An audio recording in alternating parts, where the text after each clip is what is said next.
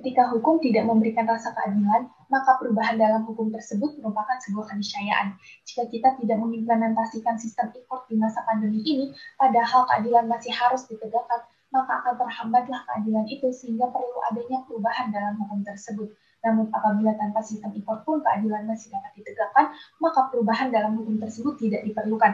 Assalamualaikum warahmatullahi wabarakatuh. Shalom, Om Swastiastu, Namo Buddhaya. Salam kebajikan, salam sejahtera bagi kita semua. Dengan ini Dewan Juri yang terhormat, izinkan saya untuk memperkenalkan tim saya terlebih dahulu. Saya Novia selaku pembicara pertama, Nadia selaku pembicara kedua, dan Michelle selaku pembicara ketiga.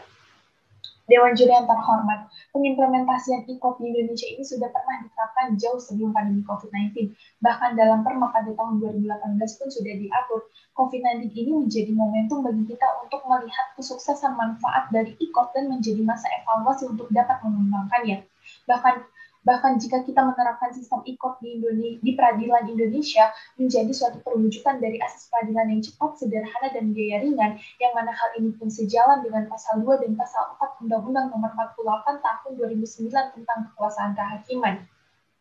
Dewan Juri yang terhormat, perwujudan dari asas ini pun dapat kita lihat dari data laporan tahunan Mahkamah Agung itu sendiri, yaitu pada tahun 2018, yang mana sebanyak 96,33% Mahkamah Agung berhasil memutus suatu perkara. Bahkan capaian ini pun melampaui dari target on-time case processing Mahkamah Agung itu sendiri, yaitu sebanyak 75%.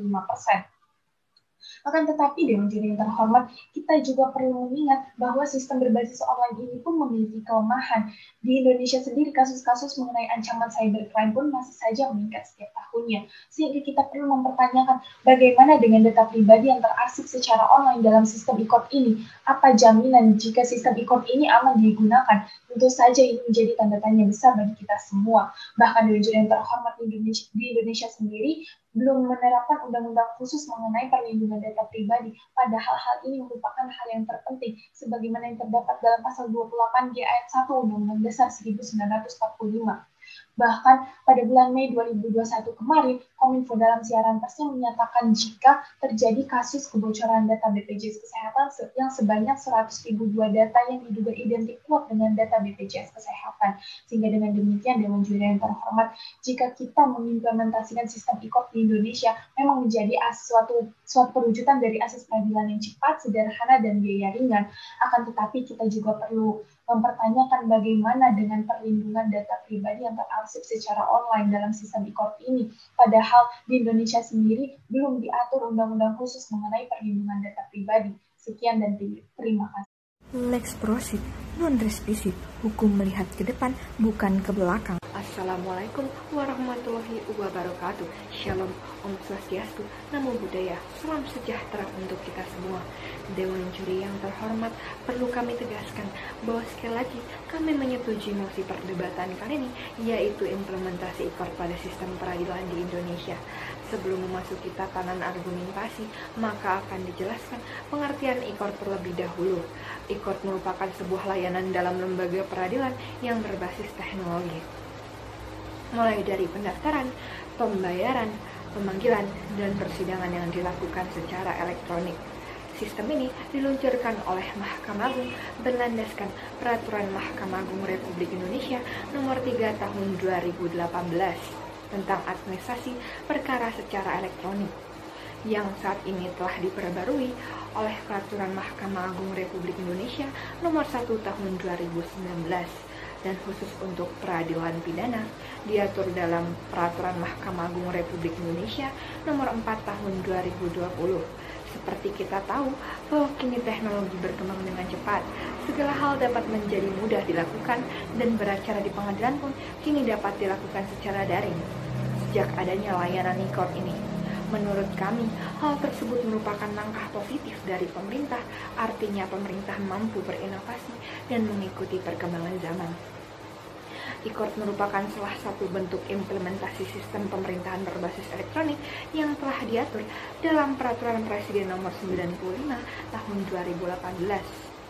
Jika berbicara perlindungan hukum bagi publik atas penyelenggaraan pelayanan publik melalui sistem elektronik, maka sudah tercantum dalam Pasal 5 Peraturan Pemerintah Nomor 82 Tahun 2012. Dewan Juri yang terhormat, Jika kita berbicara mengenai keamanan sistem e-court, hal tersebut sudah diatur dalam Peraturan Menteri Komunikasi dan Informatika Republik Indonesia Nomor 20 Tahun 2016, khususnya pada pasal 29 ayat 1 dan 2. Ayat 1 berbunyi, setiap pemilik data pribadi dan penyelenggara sistem elektronik dapat mengajukan pengaduan kepada Menteri atas kegagalan perlindungan data pribadi.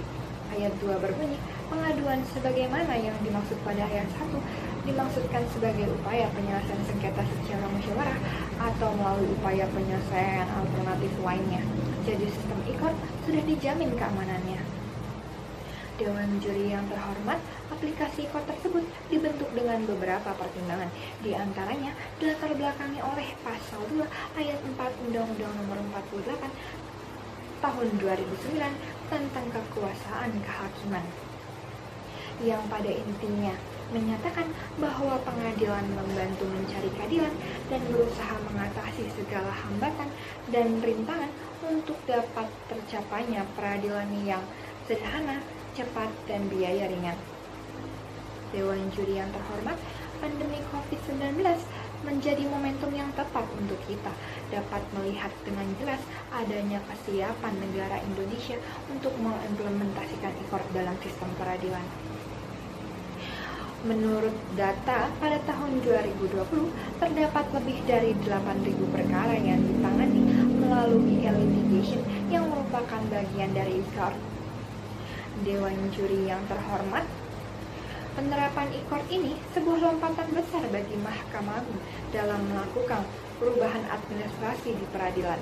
Maka dari itu harus kita apresiasi dalam bentuk dukungan. Dewan Juri yang terhormat, seperti kita ketahui bersama bahwa kesulitan yang sering dihadapi lembaga peradilan yakni penanganan perkara yang lambat hingga kesulitan mengakses informasi pengadilan. Maka dengan adanya e-court, kini hal tersebut dapat menjadi lebih mudah. Selain itu, dengan adanya e-court, para pengguna dapat terhindar dari pungutan liar karena segala biaya sudah jelas dengan yang tercantum di aplikasi e-court.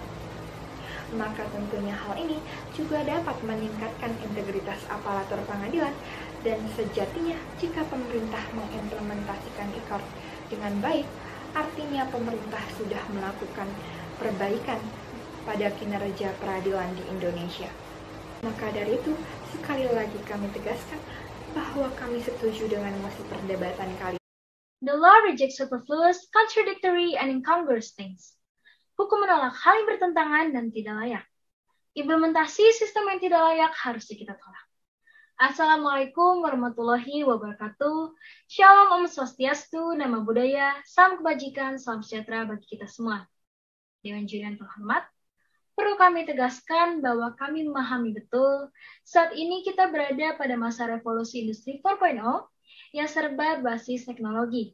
Namun perlu kita ingat juga bahwa perkembangan teknologi juga disertai oleh perkembangan hal lain, termasuk perkembangan kejahatan.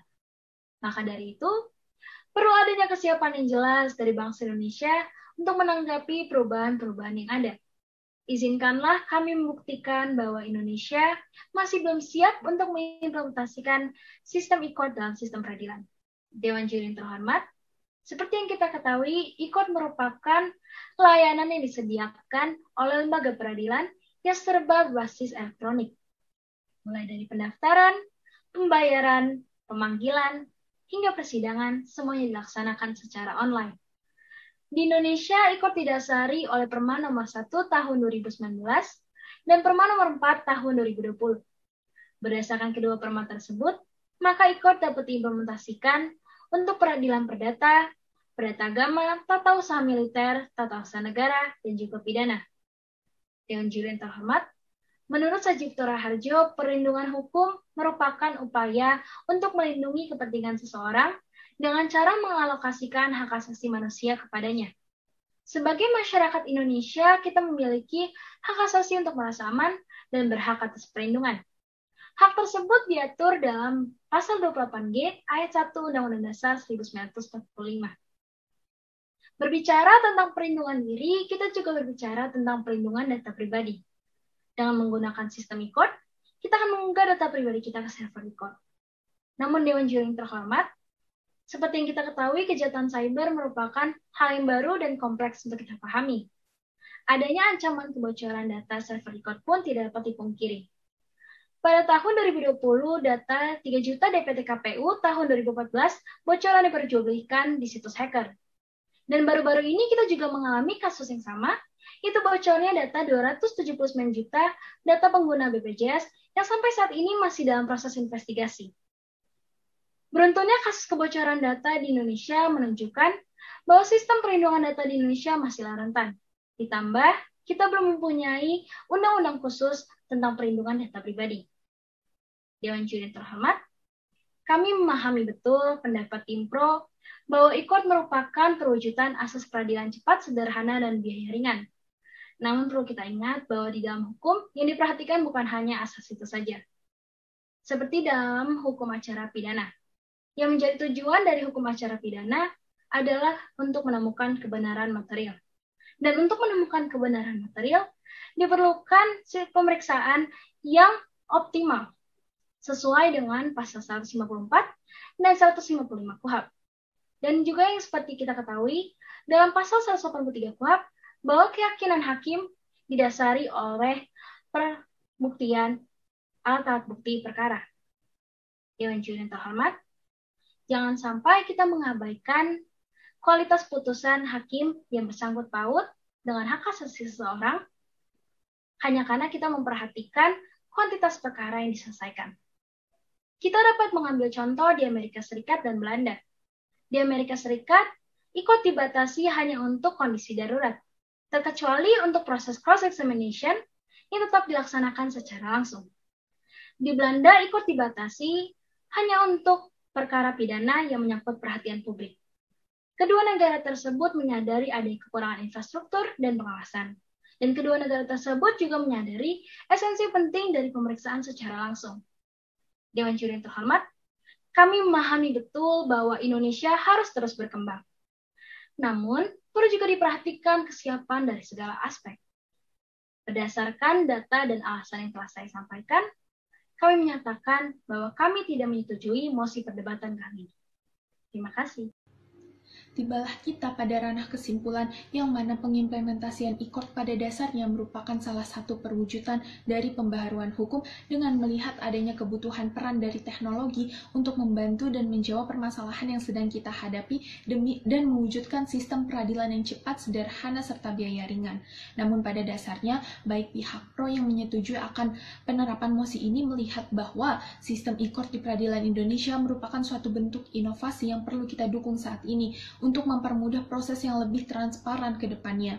Sehingga pihak pro mengharapkan dengan adanya pengimplementasian sistem e-court pada masa pandemi saat ini menjadi suatu momentum untuk membuat para pencari keadilan tidak terhambat, yang nantinya juga akan membantu proses peradilan menjadi lebih transparan serta mudah. Akan tetapi, Dewan Juri yang terhormat, ketidaksepahaman dari pihak kontra yang menganggap bahwa e-court ini tidak bisa diterapkan di Indonesia dikarenakan perlindungan data pengguna e-court yang masih belum jelas dan belum menjamin dari segi hukum dan juga sistemnya. Hal ini pun dibuktikan dengan banyaknya kasus yang kerap terjadi mengenai kebocoran data di Indonesia, contohnya saja pada kasus kebocoran data BPJS yang dijual ke suatu situs forum online sebanyak 100.002 data. Sehingga pihak kontra mengharapkan untuk membuat regulasi perlindungan data, pengembangan dan sosialisasi dari data security system terlebih dahulu sebelum sistem e-court ini benar-benar diterapkan dalam peradilan di Indonesia. Hal ini pun menunjukkan Dewan Juri yang terhormat, penerapan sistem e-court memang haruslah dibahas secara optimal untuk mendapatkan fungsi dan kegunaan dalam sistem peradilan di Indonesia. Sekian dan terima kasih.